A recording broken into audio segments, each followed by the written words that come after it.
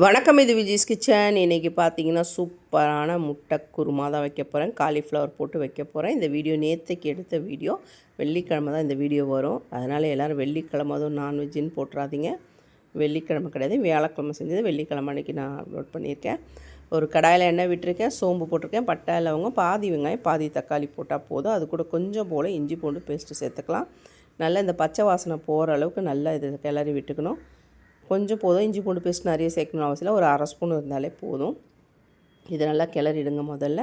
அதுக்கப்புறம் ஒரு தக்காளி, ஒரு 3 தக்காளி, 3 வெங்காயம், ஒரு 4 பீஸ் தேங்காய் அரைச்சி வச்சுருக்கேன். தேங்காய் நிறைய சேர்த்துக்கலாம், குருமாவுக்கு அப்போ தான் சூப்பராக இருக்கும். இது சாப்பாட்டுக்கு சாப்பிடலாம், இட்லி தோசை எல்லாத்துக்கும் சாப்பிடலாம். நான் வந்து பட்டாணி ரைஸ்க்காக இதை பண்ணியிருக்கேன். இப்போ கூட மிக்ஸ் மிளகாத்தூள் போட்டுவிட்டேன். அது கூட கொஞ்சம் போல் கரம் மசாலா தூள், வேறு எதுவும் போட தேவையில்லை இதில். அதை மட்டும் சேர்த்து நல்லா கிளறி விட்டுக்கோங்க. அவ்வளோதான். இப்போ நம்ம அரைச்சி வச்சுருக்க மிக்ஸி ஜார், அந்த தண்ணி அதுலேயே விட்டு நம்ம மிக்ஸி ஜார்லேருந்து தண்ணியை சேர்த்துக்கலாம். தண்ணியை சேர்த்துட்டு காலிஃப்ளவரையும் நான் வந்து நல்லா உப்பு போட்டு அலசிட்டு வேக வச்சு வச்சுருக்கேன். முட்டை ஒரு 4 முட்டை வேக வச்சுருக்கேன், அதையும் சேர்த்துக்கலாம். கல் உப்பு சேர்த்துட்டேன்.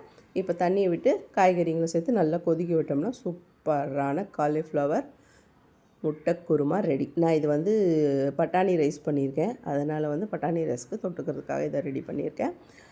சூப்பராக இருக்கும். இதையும் அதையும் வச்சு சாப்பிடும்போது அதுவும் காரம் இல்லாமல் இருக்கும், இது கொஞ்சம் லைட்டாக காரம் இல்லாமல் இருக்கும். சூப்பராக இருக்கும். வீடியோ பிடிச்சிருந்தால் லைக் பண்ணி ஷேர் பண்ணி கமெண்ட் பண்ணுங்கள். நம்ம சேனலை மறக்காமல் சப்ஸ்கிரைப் பண்ணுங்கள். எப்படி இருக்குன்றதை சொல்லுங்கள். சூப்பராக குருமா ரெடி ஆகிட்டு பாருங்கள். அவ்வளோதான். முட்டையை நல்லா கீறி சேர்த்துட்டு வீடியோ பிடிச்சிருந்தால் லைக் பண்ணுங்கள். வணக்கம்.